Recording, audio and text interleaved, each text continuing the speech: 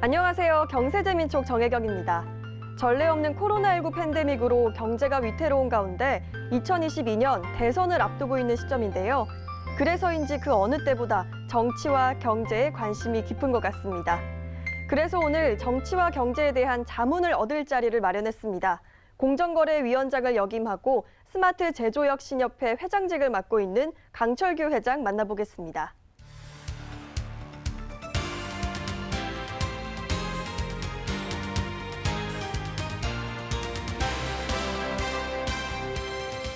회장님 안녕하십니까? 네, 안녕하세요. 반갑습니다. 회장님께서 우리나라 경제의 산 증인이라고 들었어요. 경실련이 현재 30년 역사를 이어오고 있는데 이 경실련의 창립 멤버시라고요. 창립 당시 이야기가 궁금합니다. 네, 1989년에 경실련이 창립이 됐어요. 근데 창립 멤버 중에 한 사람이죠. 예. 그 당시도 지금처럼 이 부동산 투기가 아주 극심했습니다.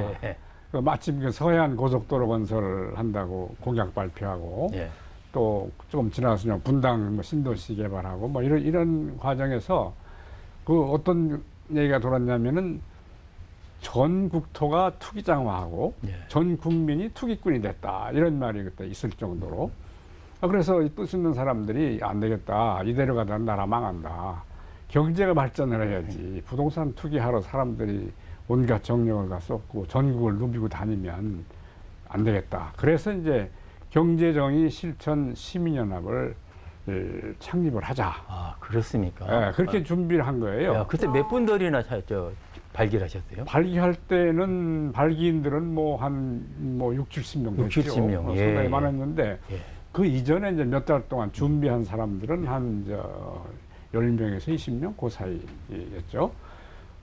그 모 대학 교수가 창립 멤버로 참여했었는데 그 연구실에 가가지고 매주 모여서 부동산 투기를 어떻게 근절하느냐 그걸 한 달간 연구를 했어요. 그때 한 7, 8명이 참여했습니다.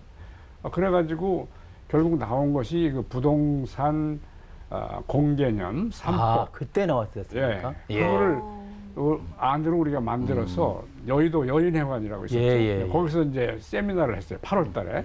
우리 창립도 전이지. 근데 제가 발표를 그때 주제 발표를 종합해서 했습니다. 근데 그때가 부동산 그 공개념 3법이라는 것이 잘 아시겠지만은 맞습니다. 주택 소유 상한제라든가 토지 초과 이득세라든가 개발이익 환수제 뭐 이런 거였거든요. 이 나라 망할 것이 부동산 투기인데 이걸 근절하지 못하면 큰일 난다. 경제 정의를 실천하자. 그래서 이제 경실련을 만들었는데 그 후에 물론 그것만 한 건 아니고 금융 실명제 그 주장해서 그거 해결했죠. 그거 했고 우리나라에 큰 일은 다 하셨네요. 다 그건 아니지만은 그때는 아주 경실련이 중요한 역할을 했죠. 그다음에 재벌 개혁 이거 해야 된다. 그래서 이제 또 한국은행을 독립시켜라. 정부가 마음대로 금융을 좌지우지하기 때문에 이것도 문제다. 그래서 그런 것을 초창기에 90년대 전반기에 해서 성과를 많이 냈었습니다. 우리나라 정치뿐만 아니라 경제에 있어서 정말 중요한 역할을 해주셨었는데 참여정부 시절에는 공정거래위원장을 역임하기도 하셨잖아요. 공정한 경제를 위해서 정말 많은 노력을 해주셨으리라 생각이 듭니다. 공정위를 하실 때 가장 큰 성과는 어떤 거였다고 떠올리시나요? 말씀드릴 수 있는 거는 그 마이크로소프트사라고 있죠. 그 윈도우스, 컴퓨터 윈도우스 그 OS를 가지고 있는 그 회사인데 그 마이크로소프트사의 위법 판결을 우리가 했어요. 그래요? 미국의 대표적인 기업인데 그렇죠. 세계적 기업이었죠. 그렇죠. 그걸 이제 우리가 뭐 하냐면 마이크로소프트가 윈도우 운영 체계에다가 끼워 팔기를 했어요. 뭘 끼워 팔았냐면은 윈도우스 미디어 플레이어스라는 게 있죠. 그것도 지금도 있죠. 윈도우 미디어 서버, 그다음에 윈도우스 메신저 이런 게 있는데 이걸 끼워 팔으니까 그런 미디어 플레이 같은 걸 다른 중소기업이 비슷한 거를 해서 거기 들어올 수가 없는 거예요. 끼워 팔으니까. 그러니까 이건 위법이다.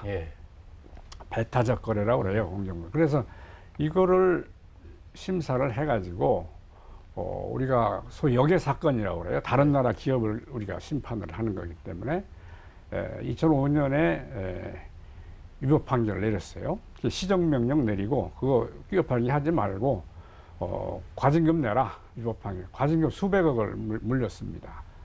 그랬더니 이게 국제적으로 대단한 사건이 돼버렸어요. 그렇죠. 한국이 맞습니다. 조그만 예. 나라가 예. 미국의 대표적인 기업 마이크로소프트사를 혼을 내줬다. 위법 판결을 내렸다. 그래가지고는 그 해에 이 세계 공정거래위원회의 이 GCR이라고 하는 그 랭킹을 매기는 그 잡지가 있어요. GCR 글로벌 컴피티션 리뷰라는 잡지인데 거기에 해마다 어느 나라 공정거래가 1위 뭐고 2위, 3위 하는데 한국이 G7에 들어갔어요. 그 해에.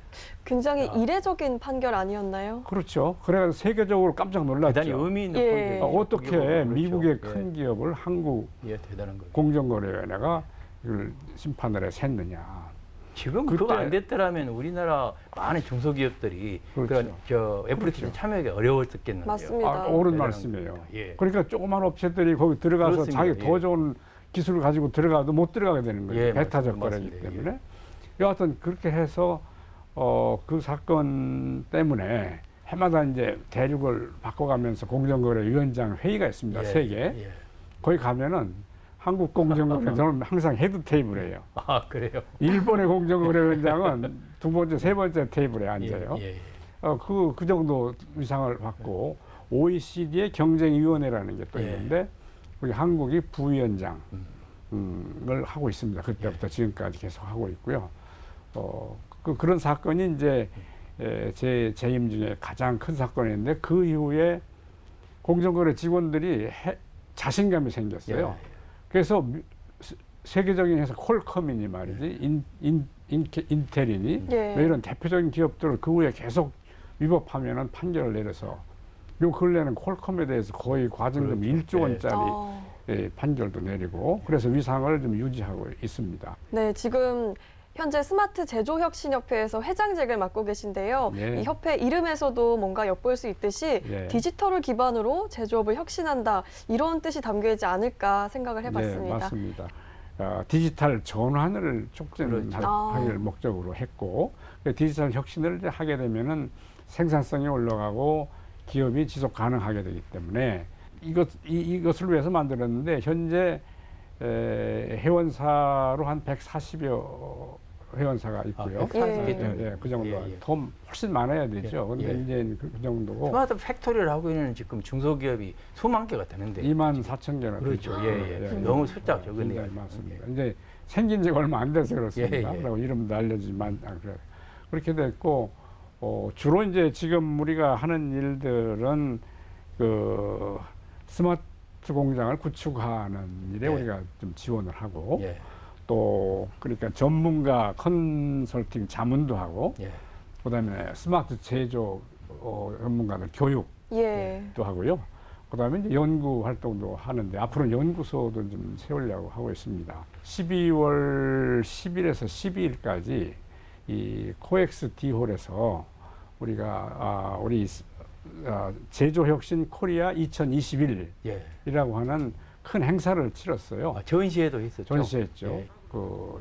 그동안에 이제 각 기업들이 하고 있는 자기들의 디지털 전환 그것을 시연도 하고 보여주기도 하고 뭐 그래 화장품 회사들도 좀 많이 들어오고 그랬습니다만은 그런 일을 좀 하고 있고 내년에는 이제 그런 일도 더 확대해가지고 우리 기업들이 그 스마트 디지털 전환을 하는 데 있어서 우리가 도울 수 있는 한 많은 도움을 좀 주려고 하고 있습니다. 내년에는 이제 목표가 3만 개 기업이 스마트 팩토리가 된다고 그래요. 아마 달성될 거라고 보는데 우리 이 스미바 우리 스마트 제조 혁신 협회가 지원을 해서 큰 역할을 할 수 있지 않겠나 좀 이렇게 생각을 하고 있습니다.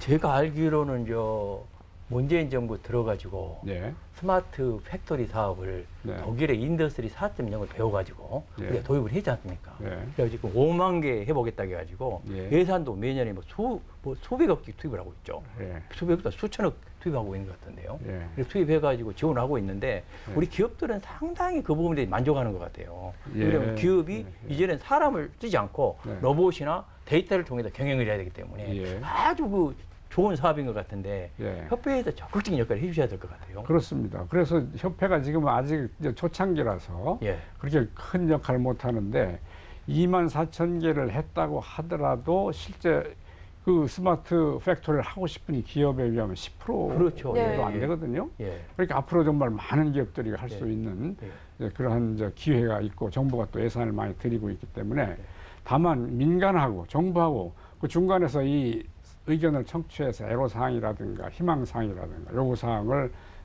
전달을 해주고 또 우리가 할 수 있는 한 전문가 그 교육도 좀 해주고 예, 말이죠. 하는 이런 역할을 우리가 앞으로 좀 적극적으로 하려고 하고 있습니다.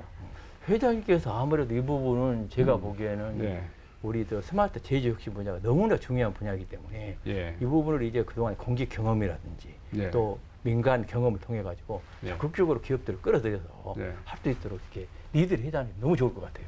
예, 그리고 정부가 예산도 많이 투입하는데 예. 예. 제대로 좀 쓰여가지고 예. 우리 중소기업들이 경쟁력을 가질 수 있도록 예. 이거 대단히 중요할 것 같은데요. 맞습니다. 제가 원래 이 산업연구원에 좀 근무를 했어요. 한 예, 예. 10몇 년을. 제가 공정거래뿐만 예. 아니라 이 산업 발전에 예, 예. 관한 관심이 많거든요.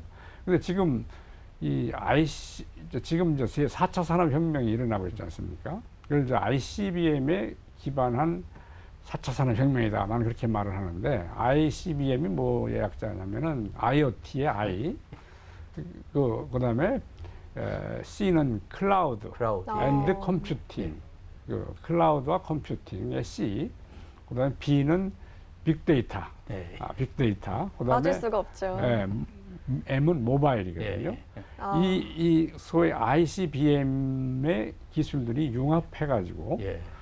제조든 뭐 마케팅이든 모든 산업의 그 혁신을 서비스든 그걸 혁신하는 것이 4차 산업혁명이다 이렇게 본단 말이에요. 그러니까 로봇도 있고 그다음에 뭐 AI 인공지능을 가지고 데이터를 집어넣어서 솔루션을 예. 만들어내고 이러면은 생산 효율이 확 올라가거든요, 기업들이요. 예. 그리고 이제 매출이 늘고 고용도 사실은 주는 부분도 있지만 늘어나는 부분도 예. 있습니다. 그래서 전체적으로 그동안에 24,000개 그 제조업이 스마트 팩토리를 했는데 안 한 업체하고 비교해 보면은 그 생산성이 높은 거죠. 그렇죠. 매출도 예. 늘고요. 고용도 예. 기업당 평균 중소기업이라 해서 3명 정도, 3명 정도 늘었다고 예, 나와요. 예. 고용도 늘고 있고. 그렇습니다. 다만 지금 이제 약점이 뭐냐면은 이 공장 그 혁신, 그 스마트 팩토리에 집중하기 때문에 인공지능을 써서 의사결정을 한다든가, 불량률을 또 찾아낸다든가, 또 새로운 그 변화에 적응을 해나간다든가, 마케팅에 응용한다든가 이런 부분은 좀 약해요. 그게 이제 그 스마트 제조 혁신 이제 지금까지 공장 팩토리 하는 걸 1.0이라고 하면 이제 앞으로 스마트 제조 혁신 2단계로 가는 것은 2.0은 뭐냐면 바로 그런 그 고도화 단계로 이제 올라가는 네. 것을 말하는데 아마도 이제 내년부터 급속하게 그런 게 필요할 거라고 좀 보고 있습니다. 네. 더구나 이번에 저 국회에서 네. 산업 디지털 촉진법 예, 이게 예. 통과가 됐더만요. 예. 그럼 앞으로 그 중소기업만이 아니고 예. 산업 전반에 걸쳐서 예. 이렇게 예. 연결돼서 예. 이런 그 디지털 전환이 될 수 있도록 할 수 있는 계기가 될 것 같은데요. 그렇습니다. 우리 협회가 큰 역할을 해줘야 되겠는데요. 예, 협회가 참 큰 역할을 했으면 참 저도 좋겠습니다. 예, 예. 근데 지금은 이제 출발 걸음마 단계이기 그러니까요. 때문에 예, 조금 예. 부족합니다만은 아마 앞으로는 틀림없이 이게 예. 확대돼서 큰 역할을 할 수 있을 거라고 보고 우리하고 관계를 지금 맺어본 그 회원사들은 상당히 좋아하고 있어요. 그래요. 예, 예. 앞으로 많은 중소기업들이 예. 협회에 가입해가지고 예. 큰 도움을 받으면 좋을 것 같습니다. 맞습니다. 그렇습니다. 예. 회장님께서 생각하시기에 이 중소 중견기업의 상황은 어떤가요? 이 4차 산업혁명 시대에 따라가고 싶어도 인프라가 부족할 수도 있을 것 같고요. 혹시 실질적인 정책이나 또 도움이 되는 사례가 있는지 궁금합니다. 네, 지금 그 참 중소 중견기업은 뭐 이런 혁신 아니라도 어렵죠. 뭐 어려운 것이 인력도 부족하죠. 자금도 부족하죠. 기술도 부족하지. 모든 면에서 취약하거든요. 그래서 누군가 도움 주면 굉장히 좋습니다. 근데 더군다나 지금 4차 산업혁명 시대에 이런 걸쳐 있기 때문에 절대적으로 정부 지원이 지금 필요해요. 네. 그래서 이제 인력, 아니 누군들 스마트 팩토리 안 하고 싶겠어요? 네. 다 하고 싶은데 사실 그 전문가가 없단 말이죠. 사람이 없지. 그다음에 자금도 없지. 뭐 기술은 더군다나. 그래서 하여튼 뭐든지 바라는데 정부 지원 우선 바라고 있고요. 그다음에 이제 대기업 중에는 여기를 잘 따라가는 기업들이 많거든요. 그럼 그 대기업들의 경험을 좀 공유해서 동반 성장의 이틀을 같이 발전해 갔으면 좋겠다. 이런 생각을 하는 기업들이 많습니다. 그래서 다행히 뭐 대기업이 이제 계열사라든가 뭐 협력사들은 혜택을 받는 데가 많이 있습니다만은 그렇지 않은 업체들은 힘들거든요. 또. 네. 그 정부가 이제 지원을 해줘야 된다. 이렇게 이제 저는 생각을 하고 있고 실제 아까 말씀하셨지만 정부가 큰 예산을 좀 들여서 그 지원을 해마다 하고 있습니다. 그래 아마도 내년도 지속해서 이 정부 지원이 갈 텐데 그 동안은 그 공장의 그 팩토리의 스마트화에 집중을 했다면 이제는 이제 고도화 쪽으로 나간다. 인공지능에 대한 솔루션을 찾는다든가 빅데이터를 좀 모아서 활용한다든가 판매망까지 이제 확장한다든가 등등 여러 가지 실정에 맞게 그리고 변화하는 이 데이터를 그 활용해서 의사결정을 할 수 있다면 그건 좋은데 그거는 고도화 단계에서 가능하거든요. 그래 그거를 지금 내년부터는 좀 정부 지원을 확장시켜 나가야 되지 않겠나 생각하고 있고 우리도 업체들의 의견을 많이 들어서 그쪽으로 좀 지원을 하려고 하고요. 또 하나 거기다 보태서 꼭 하고 싶은 말은 정부 지원은 이건 시장 실패에 대한 무슨 이걸 막아주는 거라든가 또는 스마트 팩토리 이렇게 하는 거다 하는 마중물을 보여주는 거에 불과하지 끝까지 해줄 수는 없거든요. 그렇죠. 이게 자기가 투자를 해야 돼요. 이게 결국은. 자기가 투자할 수 있는 여력과 의욕이 생기도록 해주는 역할까지 정부가 해줘야 된다. 그게 이제 앞으로 할 일이죠.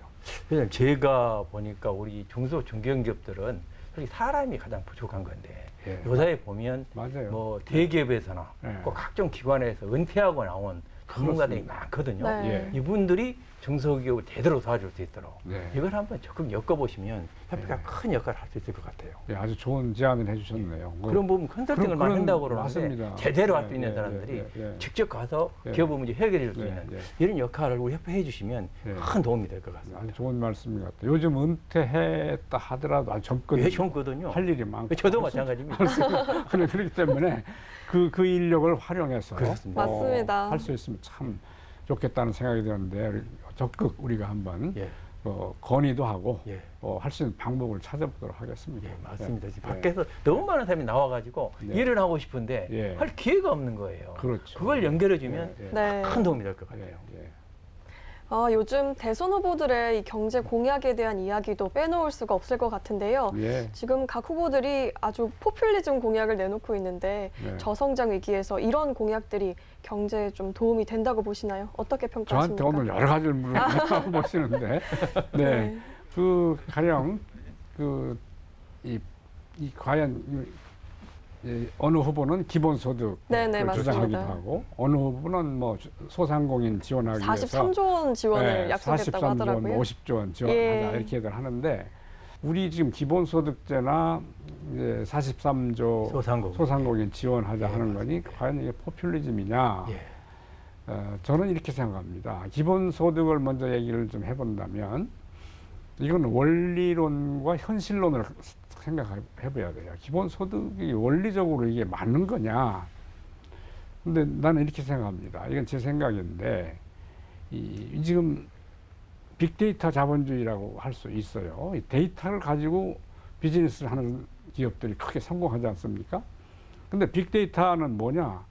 내 무슨 주민등록번호나 계좌번호나 말이지 내 데이터가 다 들어가 있어요. 각자 우리 국민 한 사람 한 사람이 각자 다 그게 들어가서 네. 그걸 모아가지고 거기에서 그 비즈니스를 한단 말이에요. 그걸 이용해가지고 그러면 나는 뭐냐? 나는 내 자료도 들어가 있기 때문에 나는 그 사업가한테는 투자를 한 셈이다. 맞습니다. 지분이 있는 거죠. 지분이 있다 있는 이거지. 거죠. 그렇기 때문에 그걸 가지고 돈을 벌었으면 나한테 배당을 줘라. 예. 국민은 그 요구를 할 수 있어요. 예. 누구나 자기 데이터가 들어가 있으면.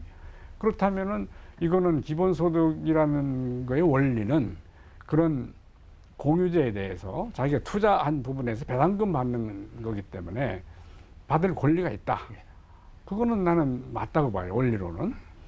그래서 그런데 다만 그 비즈니스에서 번 돈이 얼마나 되느냐에 따라서 네. 내가 받는 배당금이 적을 수도 있고 많을 수도 있고 그래요. 근데 그걸 무시하고 무조건 내가 투자했기 때문에 나한테 얼마를 해마다 뭐 내라 100만 원씩 따라 200만 원씩 내라 이렇게 하는 거는 무리가 아닌가 생각이 되고 내가 투자한 것에 대해서 비즈니스에서 큰 돈을 벌었으면 거기에서 배당금을 이제 받는데 그 수준에 맞게 받으면 그건 현실적으로 수준에 맞게 받으면 괜찮은 거다. 그렇게 난 보고 있습니다. 그 단계적으로 해나가라. 이 43조 소상공인 지원에 대해서는 지금이 재난기이기 때문에 그건 필요하다고 봐요. 그건 정부가 빚을 내서라도 그걸 해줘야 돼요. 그리고 이제 일반 이 위기가 아닌 때, 재난이 아닌 때 무조건 달라가는 건 옳지 않아요. 그거는. 그러나 재난기에는 맞다. 그러니까 뭐 미국인이 무슨 뭐 일본인이 유럽인이 다 그걸 하지 않습니까? 우리가 오히려 적은 편이죠. 그건 뭐 옳다고 봅니다. 저도 이 회장님 말씀처럼 사회가 독과점화가 되잖아요. 그렇죠. 기술이 발전하면서. 네. 그런 사회에서는 양극화가 심화되니까 네. 어차피 뒤처진 사람에 대해서 누군가가 돌봐줘야 되는데 그렇습니다. 그 방법은 말씀대로 네. 기본소득이든지 네. 소상공인의 지원이든지 네. 이건 불가피한 측면이 있다. 그 점은 인정해야 될 것 같아요. 그렇습니다. 어떻게 해야 되느냐 문제이지 그렇습니다. 그걸 하지 말자. 예. 이건 말이 안 되는 것 같아요. 예. 그러니까 찬반으로 할 얘기가 예, 아니에요. 할 얘기가 아닌 것 아니고 같아요. 어떻게 하느냐 이게 중요하죠. 네. 네, 어떻게. 네, 어떻게 향후 방향이 중요하다 이렇게 말씀해 주셨고요. 네. 향후 계획과 목표 한 말씀 부탁드릴게요. 네, 저는 뭐 그동안 살아온 경력이 그렇습니다만은 이 우리 사회의 공정 경쟁 질서가 바로 잡히는 것이 이 뭐 기본소득 소상공인 지원 그거에 앞서서 기반에 필요하다. 그건 뭐 어느 시기나 필요한 것이기 때문에 지금도 개선은 되고 있지만 훨씬 더 공정한 사회로 공정한 경쟁 질서가 잡히는 사회로 가기를 바랍니다. 그래 그와 관련된 일에서 좀 일을 역할을 좀 했으면 좋겠고 이 스미바와 같은 스마트 제조 혁신 협회와 같은 이 동반 성장을 통해서 어려운 경제적 약자인 중소기업들이 이 4차 산업혁명에 잘 따라갈 수 있도록 할 수 있는 그런 역할을 하는데 좀 기여를 하고 싶습니다. 저는 네. 또 제조업에 있어서 이런 스마트 혁신이 굉장히 인상이 깊습니다. 네, 네. 위기는 기회다라는 말이 있죠. 디지털 기반의 혁신이 제조업 위기를 새로운 기회로 만들길 희망하면서 스마트 제조혁신협회의 큰 역할도 기대하고 있겠습니다. 회장님 오늘 말씀 고맙습니다. 네, 감사합니다. 네.